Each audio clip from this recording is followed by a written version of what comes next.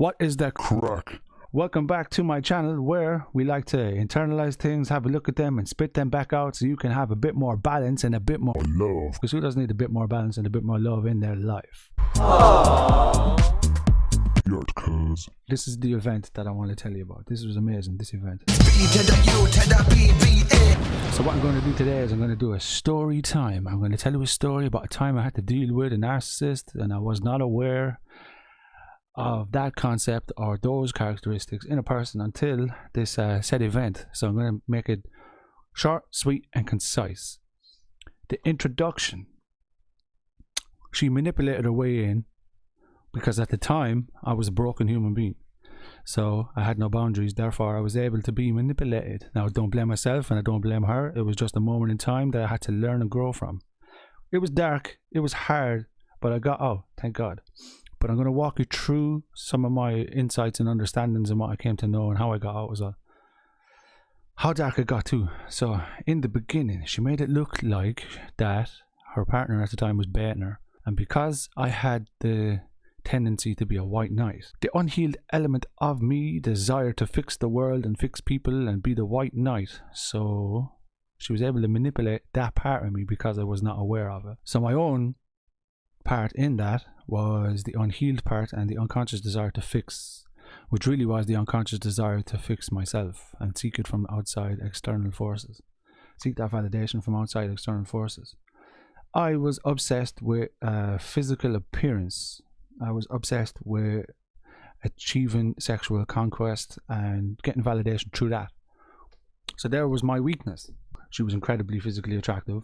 Also, my root chakra was attracted to the chaoticness of her, which I feel like she unconsciously used to. But anyway, she manipulated her way in, made it look like that her boyfriend at the time was baiting her. I wanted to save her. That is where it began. So I stepped in, I saved her. They parted ways. I started dating her. It was chaotic. At the start, it was like a dream. I had met my dream person. She could see me, she understood me, presented everything that I enjoyed about life. She loved everything about me. And then it flipped. Once I became addicted to that validation, she took it away. And it manifested itself in the form of silent treatment, putting me down, gaslighting, taking money out of me, taking money from me in very clever manipulative ways, and wouldn't give it back but make it look and appear as if it was my own doing and my own fault. I got to a point where I was questioning myself, reality itself, every single thing about my existence. I was the lowest of lows. I did not find myself attractive. I had no desire to better myself. I had no answers to any of the questions that were going around my mind. I felt like the world was against me. Later I came to realize was her desire for control led her to telling other people's stories about me too. Anytime I would try and finish with this girl, she would threaten to take her own life. Or she would hurt herself and threaten to say that I was doing it. Very scary scenario to be in, but also she was very clever with it. Very hard to explain to the outside world when they've already played their game and painted you in such a way that whatever way you act, you look crazy to the outside world. Anyhow, to finish with her, I had to ring the authorities, explain to them the scenario. For instance, I broke up with her one night. She decides to bop her head off a wall and pretend to faint. She had a cut, but my fear was that she was genuinely hurt, and then the other fear was she's going to tell people that I done that. I was lucky to have a witness, so I rang the ambulance. I got them to call, but I didn't want to waste their time because she had a tendency to play pretend too. And what it looked like to me was, because the victimhood wasn't working verbally, she had to become an actual victim for her control to be asserted. Now this could be unconscious or conscious, depending on the level of awareness the person has of themselves. So it's a manipulation tactic. And I spotted it, even though I was in the height of fear, I was able to spot it and stand my ground. And when I rang the ambulance, this is when she decided to wake up from this fainting. And I explained to them exactly what was going on. I said, look, my girlfriend has a tendency to hurt herself and likes to try and blame me for it. And right now I'm quite scared. I don't know how to respond. I don't know what to do. I need help. Can somebody come and help? Because I've been trying to break up with this girl for a long time and she keeps threatening things. And it's a very hard scenario to be in. And I'm not that kind of guy. And I'm afraid that she'll tell you lies too. So can someone come and help? And then I said, also, she may not actually be out for the count because she has a tendency to pretend. So I don't want to waste anyone's time either, but I do need help. Luckily, in about 20 minutes they came, spoke to her, got the message out there. I wasn't allowed in the room when they were speaking to her, which makes sense. And I was lucky. That was the night where we parted ways and I escaped. Then what happened afterwards was I felt still energetically connected to her and fearfully connected to her, which I've come to understand now is the emotional connection that you have, or the fear-based connection that I feel like I had. If I was walking down the street and she was around the corner, I could feel her. I could feel the fear. I could feel the vibration of it. I knew that she was there. I could just feel it, and there she would always turn up. One of her tactics to try and stay in my head would be to bring guys to places we used to go together in order for me to react. But once I spotted it, I was able to just not react to it and just ignore it and go somewhere else. So that's what I did for a while. Over a period of time, I became less physically connected to that fear. I managed to write out a list of boundaries for myself that I said, if someone ever crosses these boundaries again, I have to say good luck, regardless of how I would feel.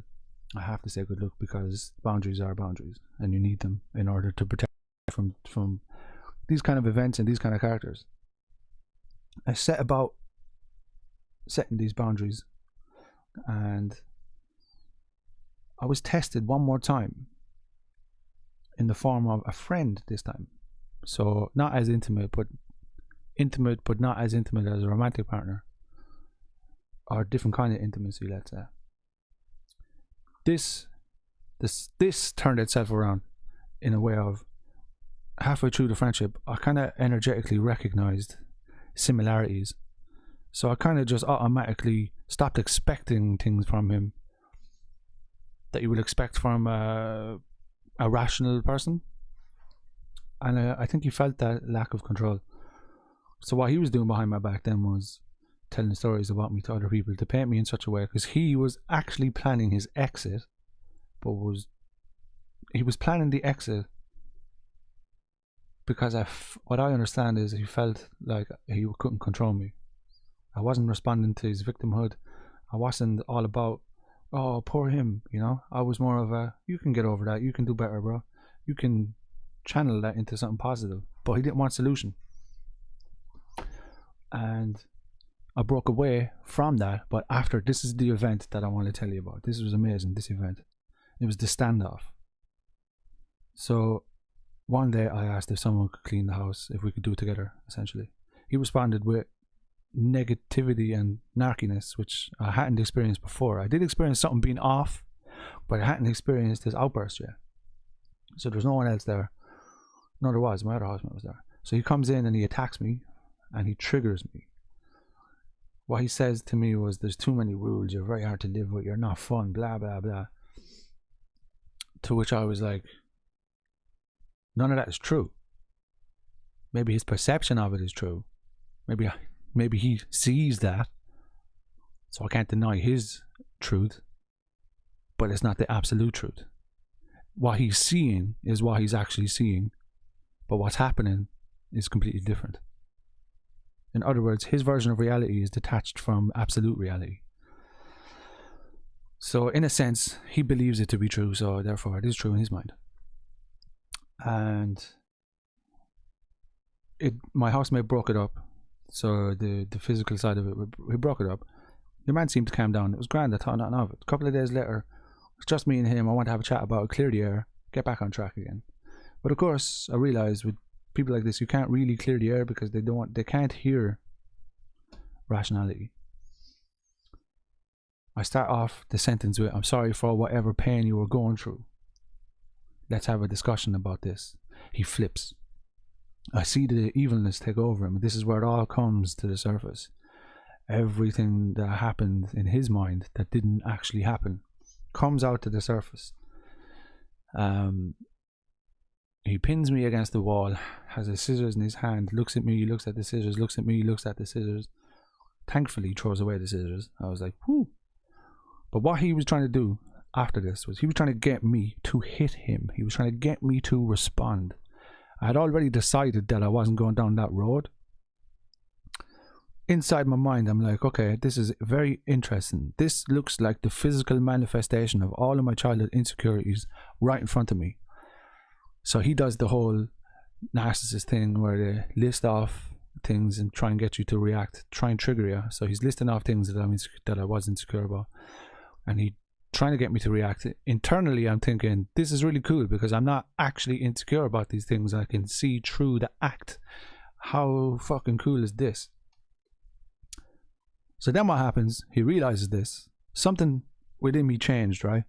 Now, I believe that my inner child is called Keen and my higher self is called Bubba, or the father figure, or whatever that is, the alter ego, or what I would like to become, the balanced me, the higher self. Keen presents himself in my bed. I feel the energetic change, and the change comes over me. And then he says, is that Keen, is it? That little shit. Who's gonna love him? To which my response was, me. I'm gonna love him. This is when he realized he has no control. First of all, how cool was it that he could see that he could recognize that change in me and then see that. So to me, it looked as if my interpretation of it was, so I am the source, he is the source. We are both the source, expressing itself to itself in this moment, and we're completely aware. But I'm completely aware of what is actually going on. This is not a person attacking me. This is the manifestation of my childhood insecurities right in front of me, giving me an opportunity to see if I have grown enough to not feel insecure about it, and if I have grown enough to see myself regardless of how the outside world is looking at me. Can I really see who I really am in the midst of danger? And I was like, yeah, I can. This is cool. But in this moment, he realized he had no more control over me, so he lashed out and it got physical. I managed to escape, managed to get him out of the house. I said, not giving him any control, managed to get him out without even having him come back for anything to collect, because it's another form of control. I said, no control, everything out now, never come back ever again. Did even leave the key, you're not coming back for the key, you're not taking the key with you to come back and collect something. Everything's gone now, and you're never coming back again. And we got him out. That was decent. I got challenged by a friend then, telling me I should apologize to him and stuff. I'm like, nah, but I'm not apologizing for anything. You don't know what you're dealing with, my guy. And this guy said, well, he's going to move in with me. And then I explained to him, bro, you represent the same thing that I represent to him. Once you challenge him and go against his victim mentality or victimhood, he's going to turn on you. It'll get physical. You're going to have to kick him out. He's going to burn his bridges. He's going to have to move city, because that's the pattern that he lives in, my guy. But of course, nobody could hear it. And sure enough, a couple of months later, exactly what I said happened. Did anybody come and apologize to me for believing his lies? No. Was I bitter? Yeah. Was I angry? Yeah. Am I angry now? Not right now. Sometimes it arrives. The sense of, oh my God, like I was telling the truth, like, and he was telling lies. No one has come back and said, sorry about that, my God, we got it wrong. But hey, you can't really expect it, because other people are also victims of the manipulation, so you can't really blame other people for it. Anyway, this was my story about dealing with narcissism. I'm going to do more on it if you like it. Leave a comment below if you've dealt with one before and how you dealt with it and what you're doing right now about it.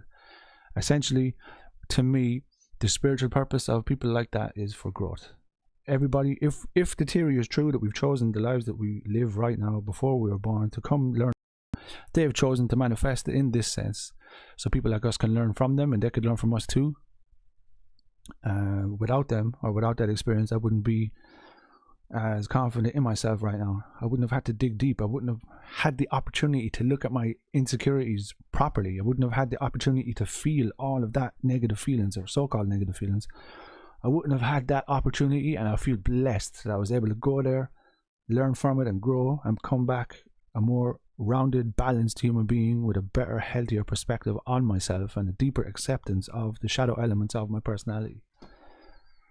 So with that said, We Are All Class is just a journey to the why. Don't forget to like, share, and subscribe. Let me know in the comments if you've dealt with people like this as well. Yurt Cuz.